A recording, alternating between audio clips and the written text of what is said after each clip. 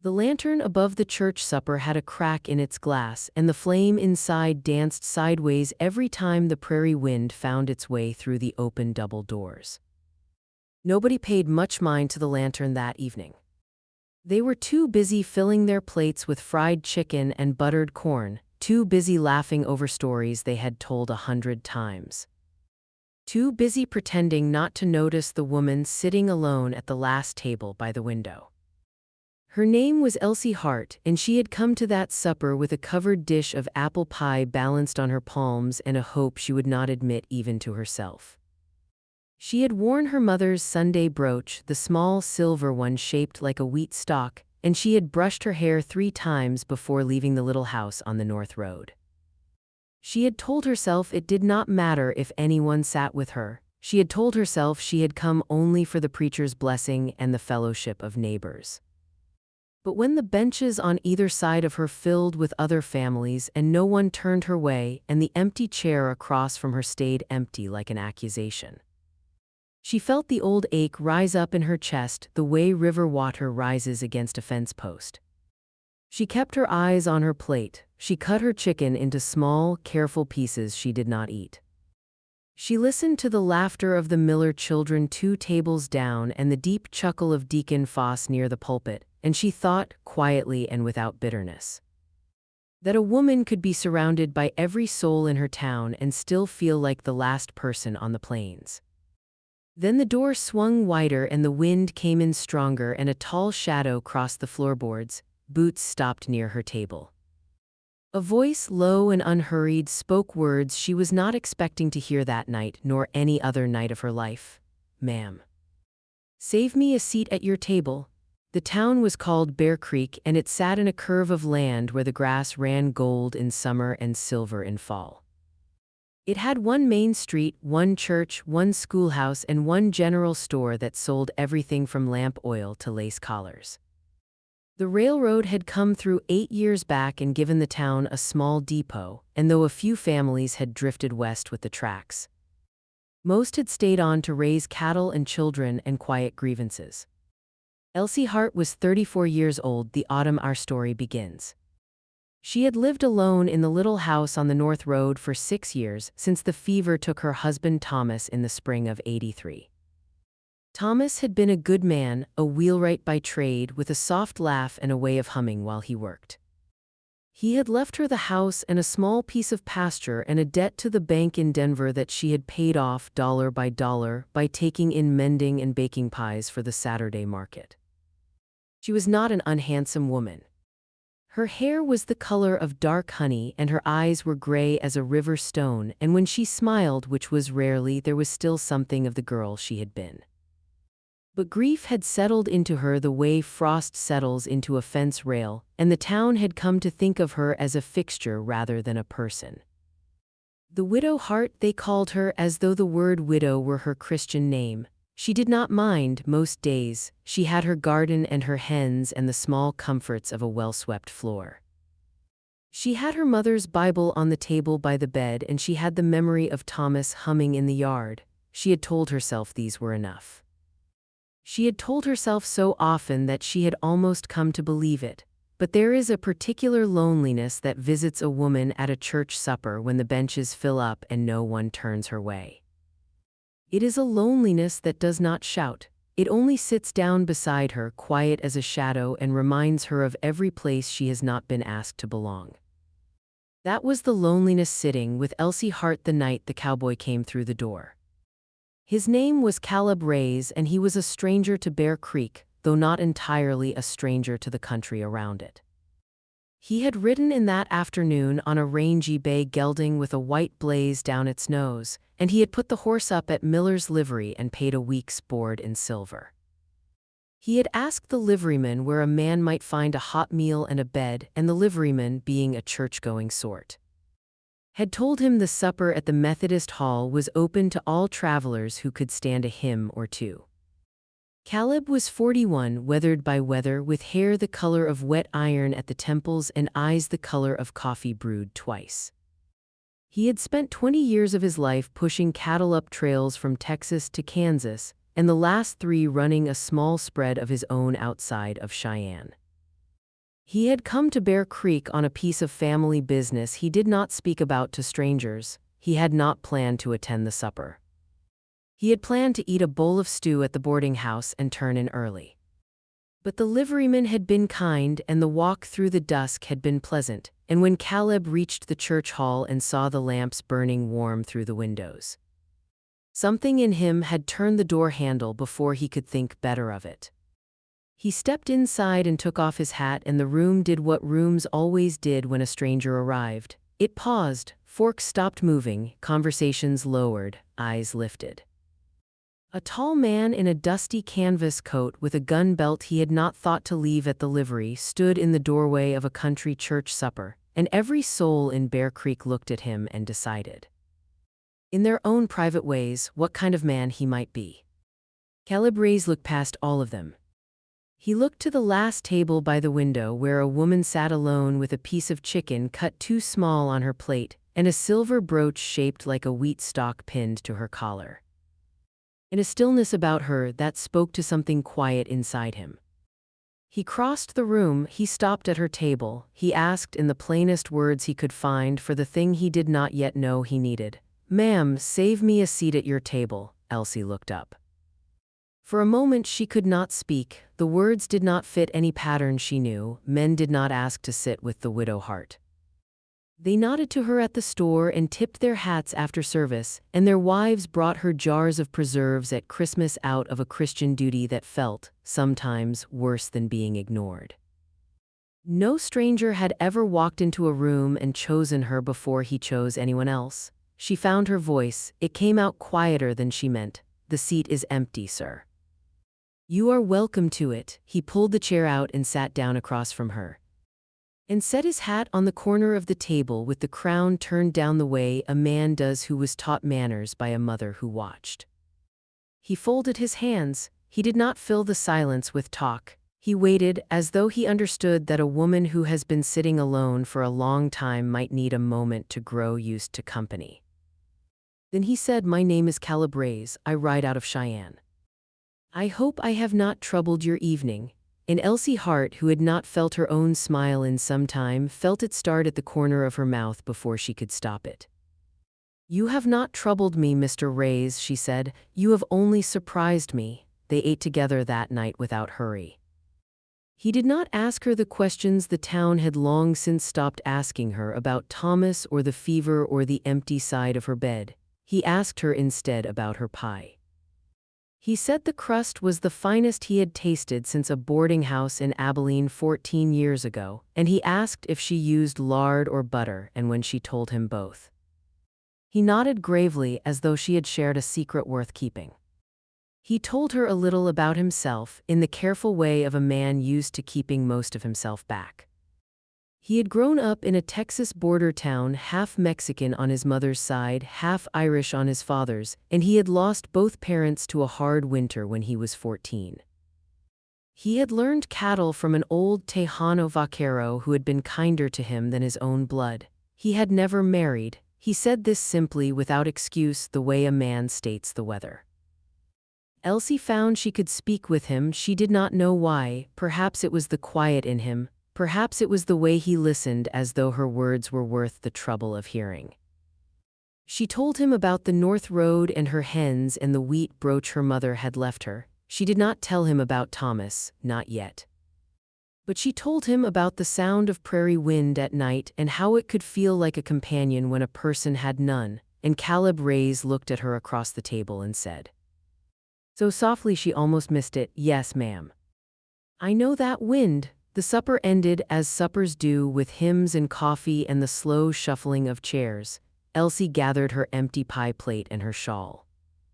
Caleb stood when she stood, which was a small courtesy, but she had not received a small courtesy from a man in 6 years, and it went through her like warm water. He walked her to the door.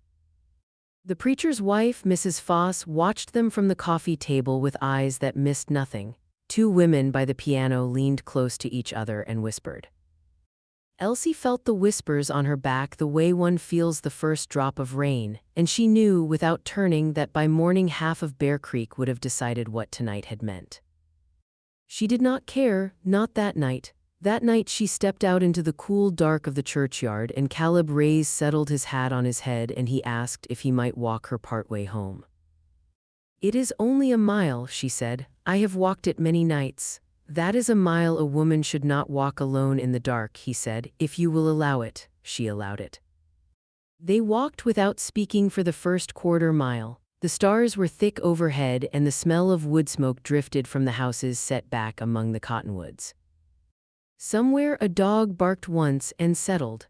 Elsie thought that she had not walked beside a man on this road since Thomas, and the thought did not hurt the way she had feared it would. It felt instead like remembering a language she had once spoken well. At the bend where the road turned toward her gate, Caleb stopped. He said, "Ma'am, I will be in Bear Creek a week or so. I have a matter to attend to. I do not wish to trouble you further, but I would count it a kindness if you would sit with me at the boarding house table one evening.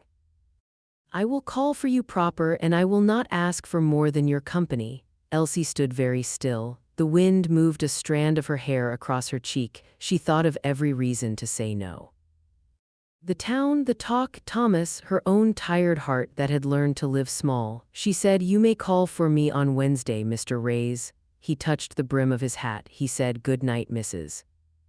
Hart," and he turned and walked back toward town, and she watched him until the dark took him. And then she went inside and sat down at her kitchen table and pressed her hands flat against the wood and did not know whether she was frightened or glad. She thought perhaps she was both. Bear Creek was a town that liked its stories tidy, and by Tuesday afternoon the story of the widow Hart and the stranger from Cheyenne was being told at the general store, the livery, the millinery, in the back pew of the church. Some told it kindly. Old Mrs. Bell at the store said it was time Elsie found a good man and that any woman who could bake such a pie deserved to be seen. Deacon Foss said the Lord worked in ways a body could not always follow, and if the stranger was a Christian man, no harm was done. Others told it less kindly. Cora Whitfield, whose husband Ezra owned the largest cattle spread within 20 miles, said in her parlor over tea that a woman of 34 ought to know better than to sit down to supper with the first drifter who crossed her path. She said it was disrespectful to the memory of Thomas Hart, who had been a decent man. And she said that a stranger who wore a gun belt to a church supper was not a stranger she would welcome at her own table. Cora Whitfield had a reason for her sharpness, though she would not have named it aloud. Her nephew Bram had come out from St. Louis 2 years back to help on the ranch, and Cora had long thought that Elsie Hart, with her quiet ways and her paid-off house and her acre of pasture, would make Bram a suitable wife. Bram was 28, blonde, well-mannered, and dull as a Sunday afternoon. He had called on Elsie twice, brought her a bunch of prairie asters, and been received with courteous distance.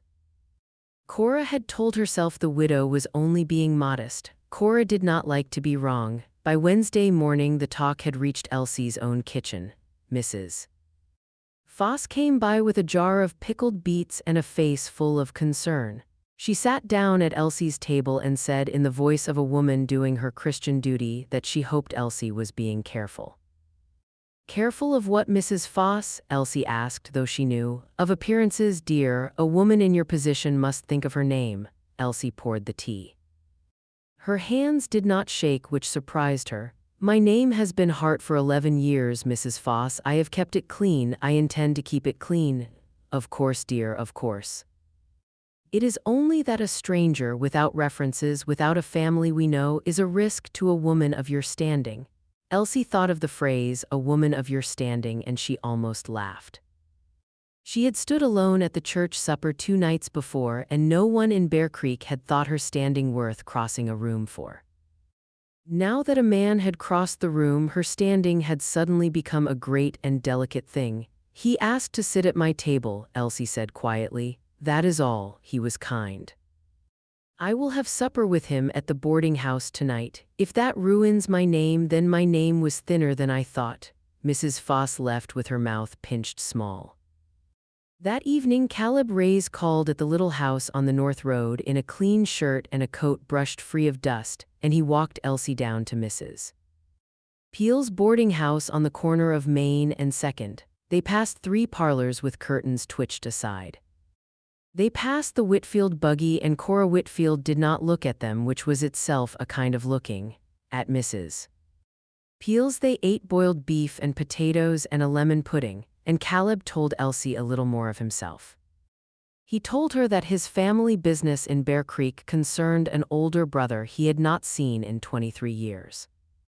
A half-brother, in truth, born of his father's first marriage, raised in Missouri, lost to Caleb's life when their father had moved south.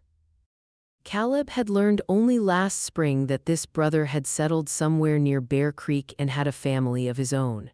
He had come to find him if he could before another winter passed. Elsie asked the brother's name. Caleb hesitated, then he said, Ezra Whitfield." Elsie set her cup down with a small clink she did not mean to make. "Ezra Whitfield is your brother?" "Half-brother, ma'am. I have not laid eyes on him since I was a boy of 8. I am not sure he will know me. I am not sure he will want to." Elsie sat very still. She thought of Cora Whitfield's parlor and Cora Whitfield's tea and Cora Whitfield's nephew with the prairie asters, and she understood with a clarity that felt almost cold that the trouble in Bear Creek had only just begun. The Whitfield ranch sat 2 miles south of town, a long, low house of whitewashed timber with a wide veranda and a row of cottonwoods planted by Ezra's own hand 30 years back. Ezra Whitfield was 62, gray as ash, and stiff of manner in the way of men who have made themselves from nothing and cannot forgive the world for having required it. Caleb rode out to the ranch on Thursday morning. He did not tell Elsie he was going, though he had told her the night before that he meant to. He had said over the lemon pudding, "If he turns me away, I will ride out on Friday. I will not linger where I am not wanted." Elsie had looked at him across the table and said, "And if he does not turn you away?" Caleb had looked back at her a long moment. He had said, "Then I will still have to decide what a man is meant to do when he finds, at 41, that he has a brother he does not know." She had not asked him what he would decide about her. She had not thought she had the right. Ezra Whitfield met Caleb on the veranda. Cora Whitfield stood behind her husband with her arms folded. Bram lingered in the doorway. Ezra listened to Caleb's account without moving his face. He looked at the small photograph Caleb carried in his coat, a tintype of their father as a young man, and he handed it back without comment. Then he said, in a voice like a gate closing, that he had no brother. That his father had left his mother when Ezra was 5 years old and had died to him then, and any child that man had gotten afterward was no kin of his. Caleb took the tintype. He put it back in his coat. He said, "I did not come for money, sir. I came because a man ought to know his own blood." Ezra Whitfield said, "You have my answer, Mr. Rays. I will thank you to leave my land." Caleb touched his hat. He mounted his bay. He rode back to Bear Creek through a wind that had turned cold overnight, and by the time he reached the boarding house there was a hard rain starting. The kind that comes down early in October and reminds a man that winter is not a rumor. He did not go to Elsie that night. He sat in his room at Mrs. Peel's and watched the rain streak the glass, and he tried to decide whether to ride out in the morning, but there was Elsie Hart. There was the woman at the last table by the window with the wheat brooch at her collar. There was the sound of her voice saying, "You have only surprised me." There was the walk down the north road and the strand of hair across her cheek, and the way she had said Wednesday as though it were a promise. He had told himself for 20 years that a cattle drive life was no life to bring a woman into, and that he was too old now to learn a gentler trade. He had told himself he had grown used to being alone. He had almost believed it. He sat in the dark and understood without pleasure that he had not come to Bear Creek for a brother only. He had come for whatever was waiting, and what was waiting had a wheat brooch and gray eyes and a piece of apple pie he could still taste 3 days later. He did not sleep much. On Friday he did not ride out. On Saturday the town's gossip caught wind of the visit to the Whitfield ranch. And by Sunday morning it had grown into a story in which Caleb Rays was a fortune-seeker come to claim a share of Ezra Whitfield's cattle, and Elsie Hart was the widow foolish enough to believe him. Elsie heard it at church in the pause between the first hymn and the second, when two women in the pew behind her spoke in low voices they did not quite lower enough. She sat with her hands folded on her Bible. She did not turn her head. She felt the old ache rise, and this time it was different because it was not for herself. It was for the tall man who had crossed a room for her and was now being made into a small and greedy thing by people who had never spoken his name kindly. After the service, she walked out into the churchyard and she saw Caleb standing at the edge of the yard with his hat in his hands, waiting. He had not come inside. He had known, perhaps, that his coming inside would only make it worse for her. She walked past every stair in Bear Creek and she stopped in front of him and she said, loud enough that Cora Whitfield could hear her from 10 paces away, "Mr. Rays. Will you walk me home?" They walked the north road together in the pale Sunday light. Neither spoke for a long while. The wind had dropped after the rain and the pastures gleamed wet on both sides of the road, and a hawk turned slow circles above the far ridge. At last Caleb said, "You should not have done that." Elsie said, "I have done small things for 6 years, Mr. Rays. I found I was tired of small things." He stopped walking. She stopped too. He looked down at her and there was something in his face she had not seen before, a kind of raw honesty that a man wears only when he has run out of other clothes. "Mrs. Hart," he said, "I did not come to Bear Creek to court a woman. I came to find a brother and I found a door closed. I meant to ride out. I have not ridden out. I would like you to know why." Elsie held very still. "I would like to know," she said, "because you sat alone at that supper," he said. "And I have sat alone at 100 suppers of my own, in bunkhouses and boarding houses and camps along the trail. And I have never once looked across a room and seen my own loneliness looking back at me until I saw you. And I do not know what a man does with such a thing at my age. I do not know if I have a right to ask. But I would rather stand in this road and tell you plain than ride out and always wonder." The wind moved. Somewhere a meadowlark called. Elsie found she was crying quietly without sound. She had not cried in front of a soul since Thomas was laid down. She reached up and wiped her cheek with the back of her hand as though the tears were an inconvenience she must tidy before speaking. "Mr. Rays," she said, "I loved my husband. He was a good man. When he died, I put my heart in a box and I set the box on a high shelf and I told myself it was safer there. I have kept that box on that shelf for 6 years. I did not know it could come down." "Has it?" he said very low. "You keep calling it kindness," she said, and her voice broke a little, "but I know what it feels like when somebody finally sees you." He took her hand, just her hand. He did not step closer. He held her hand in both of his, the way a man holds something that has been broken and mended and must not be dropped again. They stood that way a long time in the middle of the North Road. Then, because the world does not stop for two people no matter how still they hold, a rider came up hard behind them from the direction of town. It was young Tom Miller from the livery, riding bareback and shouting. His face was white. Mrs. Hart, there is trouble at the Whitfield place." Ezra Whitfield took a fall from the loft. "He is bad hurt. Mrs. Whitfield is asking for the preacher and for anyone who can nurse. She said, ma'am, she said to fetch you. She said you have the touch." Elsie's hand tightened on Caleb's. Cora Whitfield, who had cut her at the church door not an hour before, had sent for her. "I will come," Elsie said. Tom Miller looked at Caleb and there was doubt in his face, and Elsie saw it, and she said before the boy could speak, "Mr. Rays will drive me. His horse is faster than mine and my cart is at the house." Tom nodded and wheeled his pony and rode. Caleb said, "Mrs. Hart, that is my brother's house." "I know," Elsie said. "That is why you are coming." Ezra Whitfield had broken his leg in 2 places and cracked 3 ribs, and he had struck his head against a beam on the way down. He lay in the big front bedroom of the ranch house, gray as his own hair, and Cora Whitfield sat beside him with her hands twisted in her apron and her eyes red. Elsie had nursed her mother through her last winter and Thomas through his fever, and half the children in Bear Creek through one thing or another over the years. She did not have the touch the way the town said she did. She only had patience and clean hands and a willingness to sit in a room where fear was thickest. That, she had learned, was most of what nursing was. She set the leg with the help of the doctor when he arrived from town 2 hours later. She bound the ribs. She washed the cut on the scalp and stitched it small and neat. She sent Bram for more clean linen. She sent Cora for hot water, and later, when Cora would not leave the bedside, she sat down beside her and put a hand on her shoulder and said, "He is a strong man, Mrs. Whitfield.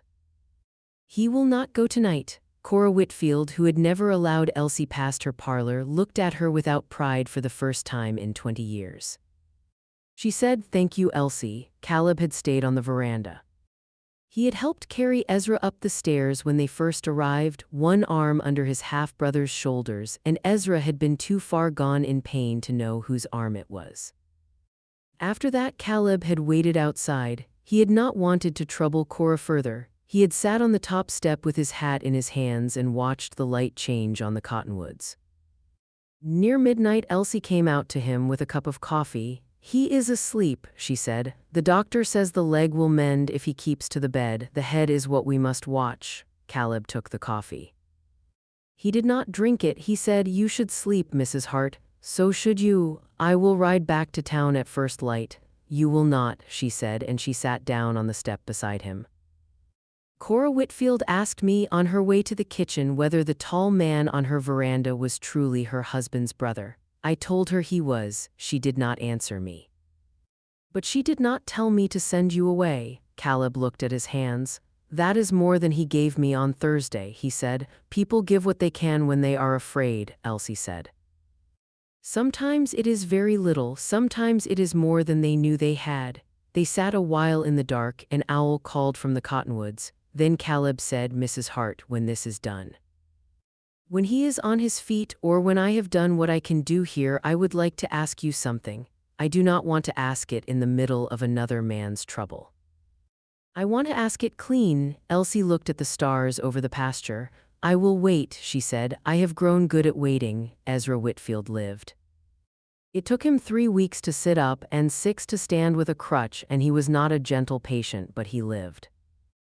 In the second week, when the fever from the head wound came and went and came again, he began to speak of his father, whom he had not spoken of in 40 years. He spoke in a low, broken voice to whoever sat beside him. Sometimes it was Cora, sometimes it was Elsie. Once, late at night when the house was quiet, it was Caleb. Caleb had come up the stairs quietly, meaning only to leave a folded blanket on the chair. Ezra had turned his head on the pillow and opened his eyes and said without surprise, "You have his hands." Caleb stopped. "I beg pardon, our father, you have his hands." "I have looked at them all week." Caleb did not know what to say. He sat down slowly in the chair. He set the blanket on his knees. "I am sorry he left you," Caleb said. "I did not know until I was grown that he had another family. He never spoke of you. I think he could not." Ezra Whitfield closed his eyes. A tear ran sideways from the corner into his gray hair. "He was a coward," Ezra said. "He was," Caleb agreed, "and I have spent my life trying not to be one." Ezra opened his eyes again. He looked a long time at his half-brother. "Stay," he said. "Until I am on my feet, then we will speak of what comes next." Caleb stayed. The first snow came in the middle of November, soft and slow, laying a clean white quiet over Bear Creek.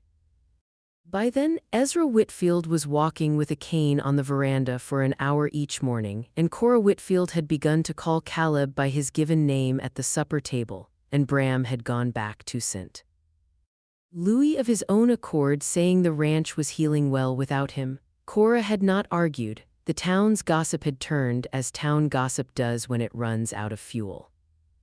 Some said now that the widow Hart had saved Ezra Whitfield's life, and the least the Whitfields could do was accept the stranger she had brought to their door.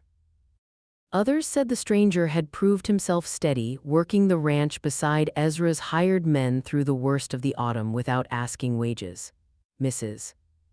Foss had brought a jar of pickled beets to Elsie's kitchen a second time and had sat down without pinching her mouth and had said only, "He is a good man, dear."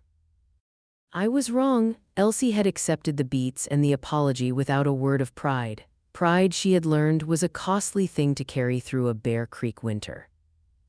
On the first Sunday of Advent, Caleb rode up to the little house on the north road in the late afternoon. He tied his bay at the gate. He came up the path with his hat in his hands. Elsie met him at the door in her mother's Sunday brooch and a dress the color of soft earth, and she did not ask why he had come. She had known since the veranda step that he would come one day with his hat in his hands. They walked out to the fence at the edge of her pasture. The snow was thin and the sun was low and the sky over the far ridge was the color of pale peaches. Caleb said, "Elsie," it was the first time he had used her Christian name. "Caleb," she said. It was the first time she had used his. He said, "I have a small piece of land outside of Cheyenne and I have a brother in Bear Creek, and I have found in the last 2 months that I do not know which of those to call home. I would call home the place where you are if you would have me." Elsie put her hand on the top rail of the fence. She looked at the snow on the pasture. She thought of Thomas and the box on the high shelf and the woman she had been at the last table by the window with a piece of chicken cut too small on her plate. She said, "Ezra will need his brother a while yet, and I have hens and a house and a road I have walked alone long enough. If you can stand a small kitchen, Caleb raise, I would have you in it." He set his hat on the fence post. He took her hands. He did not kiss her because they were adults and not children, and there was a lifetime yet for such things. He rested his forehead against hers there in the cold Advent light, and he said, so quiet that only she could hear, "Then I will save you a seat at every table for the rest of my days. If you will save one for me." Elsie closed her eyes. "I will," she said. "I already have." They were married in Bear Creek's little church on a bright cold morning in January.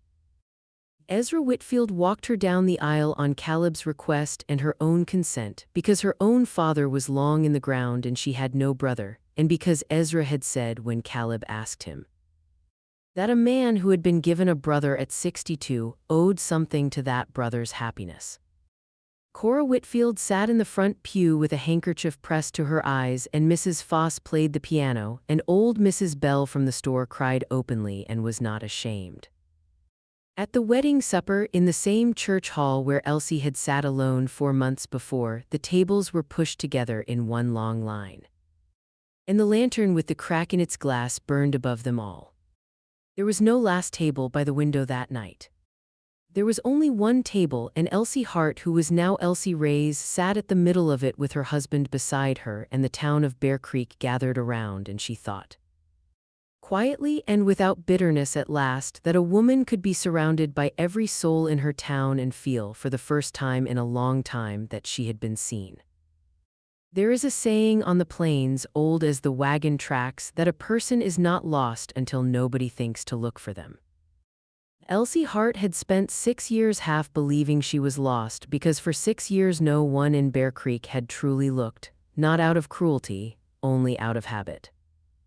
Grief, once a town has grown used to it, becomes invisible the way a fence post becomes invisible, and the woman standing beside the post becomes invisible too.